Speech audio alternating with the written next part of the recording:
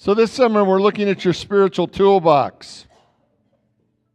And when you look at your toolbox, do you see a well-organized system where you know where everything is, or do you see a hot mess? You know, some people have a workbench and it's very well organized. All their tools are laid out. Sometimes they're on pegboards when the pegboard is outlined, and they can see all their tools in front of them, and they know if they're missing a 3/8 opening wrench because they know exactly where it goes. There's an outline of it. And then there's people like me who I have all my tools right now because we're renting in stacks of boxes in the garage. And I know it's in there somewhere. But sometimes when it comes to spiritual tools, knowing it's in there somewhere is not always helpful if you need a spiritual tool. So each week during this summer, July and August, we're looking at one spiritual tool. And we began with the tool of expansion. Many of you like that tool. Many of you have been practicing using that tool. Expand, expand, expand. Second week, we talked about positivity, about the amazing tool when you're positive, when you have a positive state of mind, a positive attitude about life, how much it changes from a negative outlook. You know, just the act of moving from a negative outlook on life to a positive outlook on life changes everything. And then we talked about reinvention and how do we become a new creation. And last week we talked about clarity, emotional clarity, clarity of desires and I asked you to think of two questions. What am I feeling and what do I want? And to be in those two questions over and over again. What am I feeling? What do I want? Just to move into a level of clarity so that I know what I want. I know who I am. And this week, the next tool depends on that level of clarity. That you know what you want and that you can create a vision for your life. See, last week we talked about desire and really knowing what you want from life. And this week we're going to talk about moving that desire into a vision that you can hold for your life. Because many people have desires, right? We all have desires. But if that desire does not become a vision for your life, it isn't helpful. Like we can have daydreams about what would be fun, or let's go take this trip, or let's go do that, and we can do all that stuff. But it's a desire, and the desire isn't really been internalized into who we are. The desire is outside of ourselves, and it's more of a wish. It's a thing we hope for. But it's nothing that we've really integrated, and it's why we talk about expansion. Because through the activity of expansion, you actually have to expand to hold a greater life. So today we're going to talk about visualizing and having a vision for your life. Desires, we are taught, the root word of desire is of the Father. And that we know when we have those desires that are of God, that are actually moving us into a higher and higher levels of life, but that we actually have to move that from a desire to a vision. We actually have to see ourselves living that life for that to become useful, meaningful, powerful. And once we have a vision for our life, the interesting thing is that our mind then begins to create a mind map of how we're going to get there. Have you ever done that? The moment you think of something, well, that would be good, and then your mind automatically develops a mind map of how you're going to get there. And what I want you to hear me say today is it's not going to go that way. Have you all had that experience where you were convinced, once you had a vision for your life, and you created this mind map of how you were going to get there, and it never goes that way? Because your mind map is the way you believe it could happen. But it's not the way that God's going to work it out. And part of this journey of having a vision for your life is not getting stuck in the details where you're telling God how you're going to get from point A to point B because you don't know. Will you say with me, I don't know? Together, I don't know.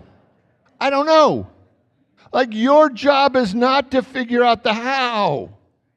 Your job is to be clear about the what. Your job is just to know where do you want to go, and then allow the universe, allow God, allow Spirit, allow creativity to move you in a way that you could not imagine. That whatever your vision is, your job is not to tell life how it's going to take you there. Has everybody tried that at least once? Where you were so concerned or so committed that you know how you were going to get from point A to point B. Now, part of that is part of the believing process. That if we can't create a mind map of how we're going to get there, sometimes it's hard for us to believe. So we want to answer the question, well, how?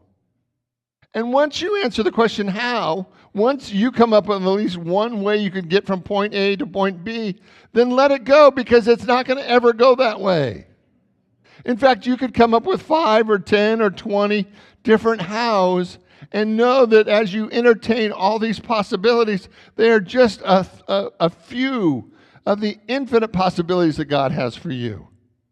So I want you just to be aware of the what. Do you have a vision for your life? And are you visualizing that vision on a daily basis? That you don't need to know the how, but you absolutely need to know the what. What also amazes me is how few people on a regular basis are visualizing the life that they want. How little time we actually spent in prayer and meditation visualizing the health, the joy, the peace, the abundance, the relationship we want. We are so committed, so busy working, that we forget that our first job as a spiritual being is to be a spiritual being. We are much happier sometimes when we are the worker bee, not the queen bee. And the queen bee is the one that was responsible for the vision. And when the queen bee moves, the whole hive moves. The worker bees do all the busyness. But the queen bee is responsible for where they are. And I want you to really look in your own life. Do you have a vision for your life? Do you have a vision where you're going? Or are you so busy getting all your chores done that you tell yourself that you don't have time to hold a vision for what you truly want? Let's start with the most important thing. The most important thing in my life and in my world is that I have a vision for what I want for my life, and that I'm committed a regular amount of time every morning and every evening to hold that vision. And it doesn't need to be hours. But it means that every day I have a vision for where I want my life to go. And I allow Spirit to surprise me at how we're going to get there. So what's your vision?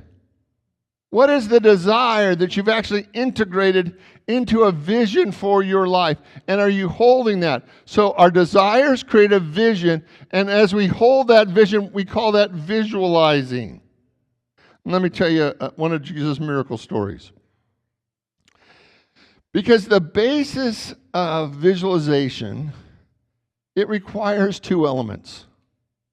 The first element is the element of mind, that you have to be able to see it. And the second element is the element of the heart, that you have to be able to feel it. So when you're living your vision, how would that feel? What would that look like? And I want you to actually have that experience ahead of time. So Jesus' very first miracle was the miracle of turning water into wine, one of my personal favorites.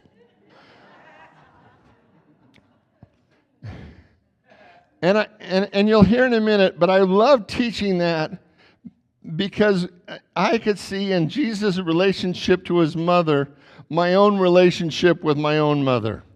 So John 2, and on the 3rd day the wedding took place in Cana in Galilee. Jesus' mother was there, and Jesus and his disciples were there. So Jesus is there with all of his homies. He's all with his guys. He's there. They've all been invited to this wedding, and the wine was gone, right? So the party was going, and they ran out of wine.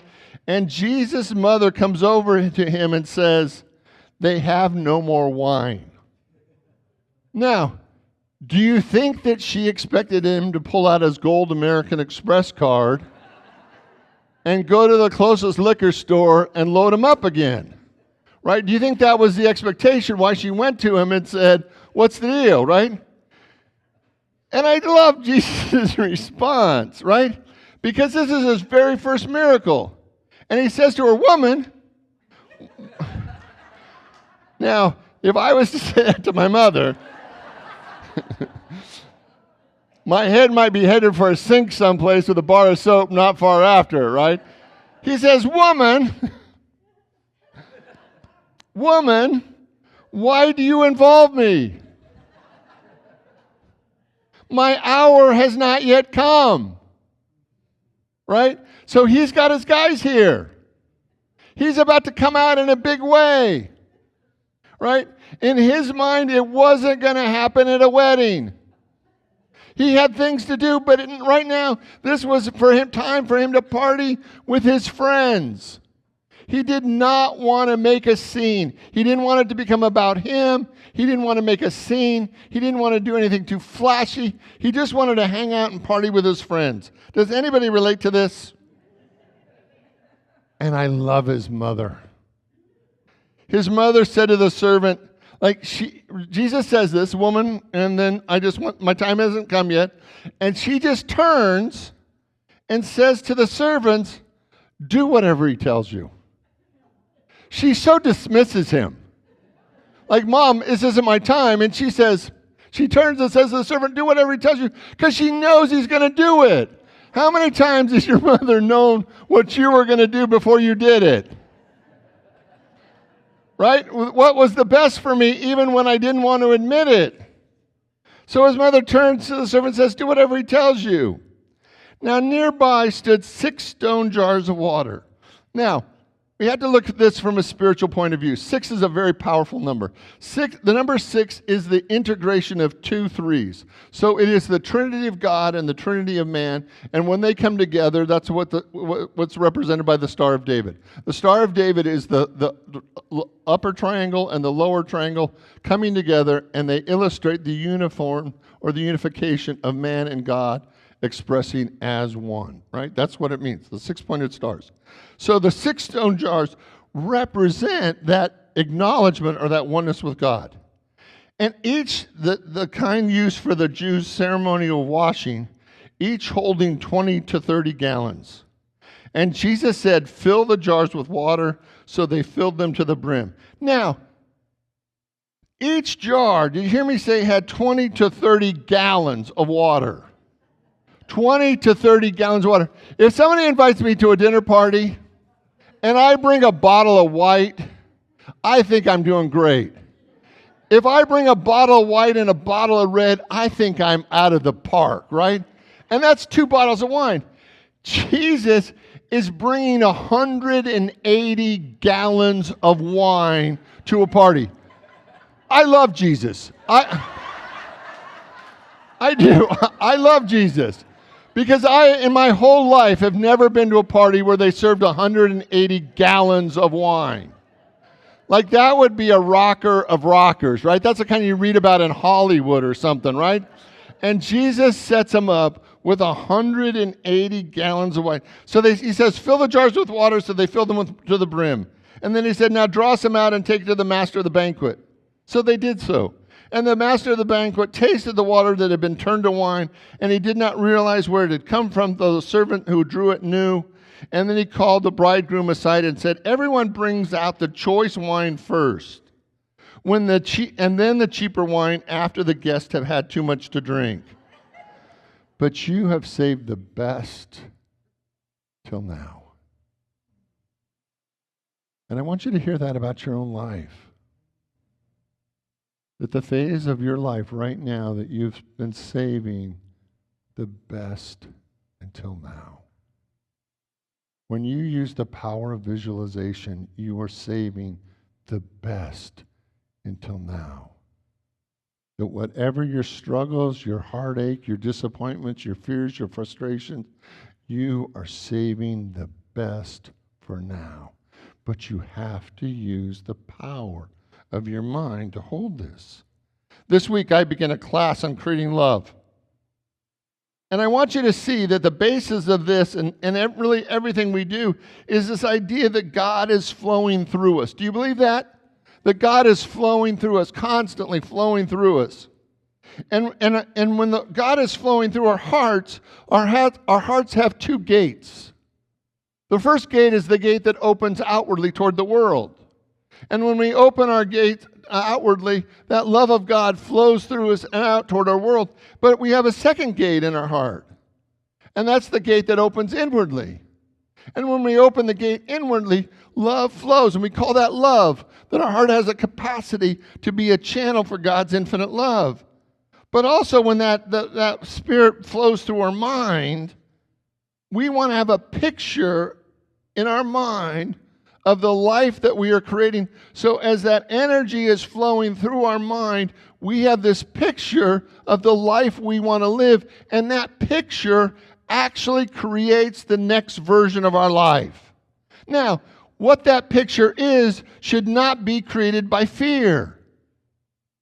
Because when that picture is created by fear, it distorts and you don't get a clear expression of the glory of God.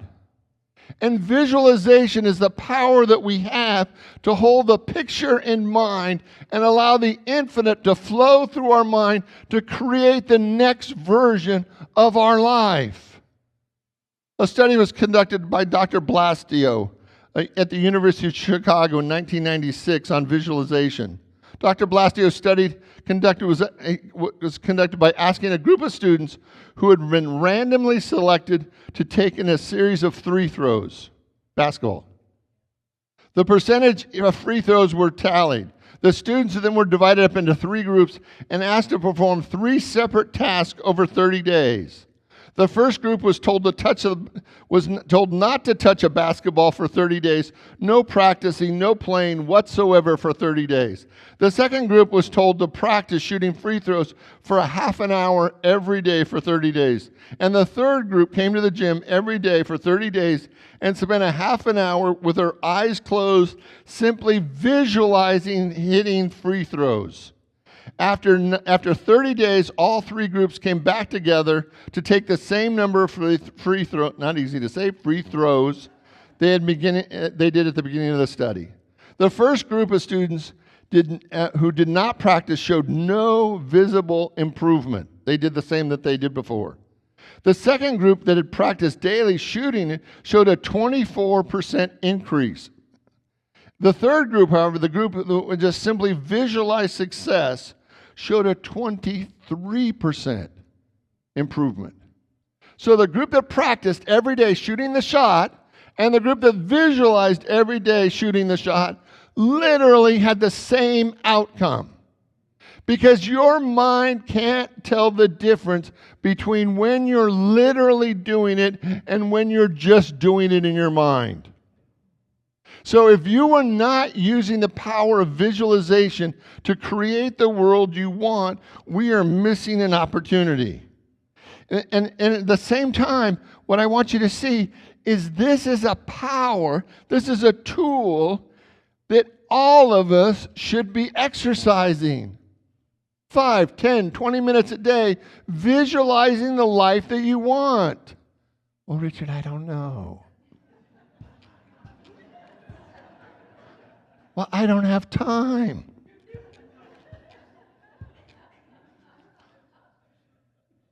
Really?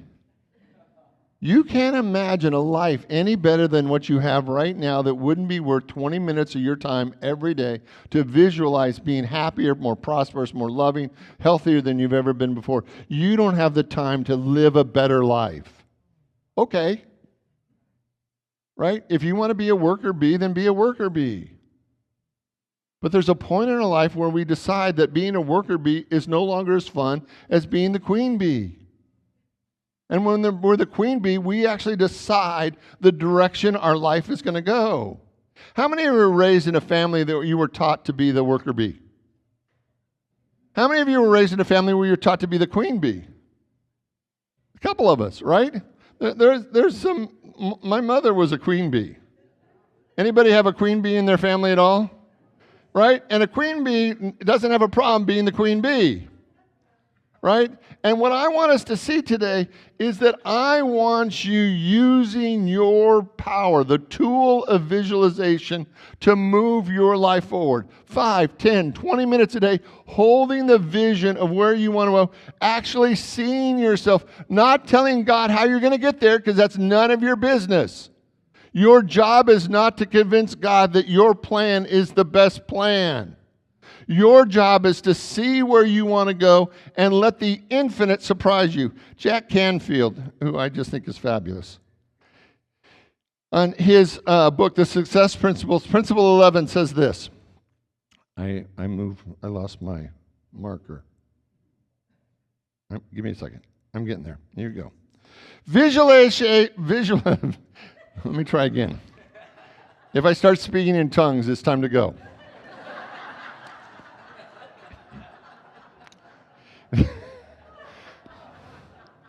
We got a guy in the back with snakes, so when they come out, it's time to go. Sorry, just joking. Sorry. No snakes. Visualization is the act of creating a compelling and vivid picture in your mind. You may have the most intricate success tool you possess, but it has greatly accelerated the achievement of any success principle. When you perform any task in real life, researchers have found that your brain uses the same identical process it would use, only vividly visualize the activity. In other words, your brain sees no difference whatsoever between visualizing something and actually doing it. I'm telling you, I want you to have a vision for your life. I want you to take your desires and create a vision for your life. But having a vision for your life is not enough. The act of visualizing that vision is what accelerates that vision becoming a new reality. That all of us, I believe that God is placing desires in our mind and heart over and over and over again. I don't think God is finished with you. I don't think that any of us have actually accelerated or experienced all the good that God has for us. And every desire that God has placed in your mind and heart, when you allow that to become the vision for your life, then our work in this process is to hold that vision in our quiet time, to place it in front of our mind's eye and allow that vision for the Spirit of God to move through that vision until that vision becomes our next greatest, finest reality. So what's the vision that you have for your life? Is it healing? Is it abundance? Is it love? Is it joy? What's the vision that you want to hold for your life? Could you imagine dedicating 5, 10, 20 minutes a day where all you do is see yourself living your greatest life? And if you say to me, I don't have the time, then I know you don't really want the life.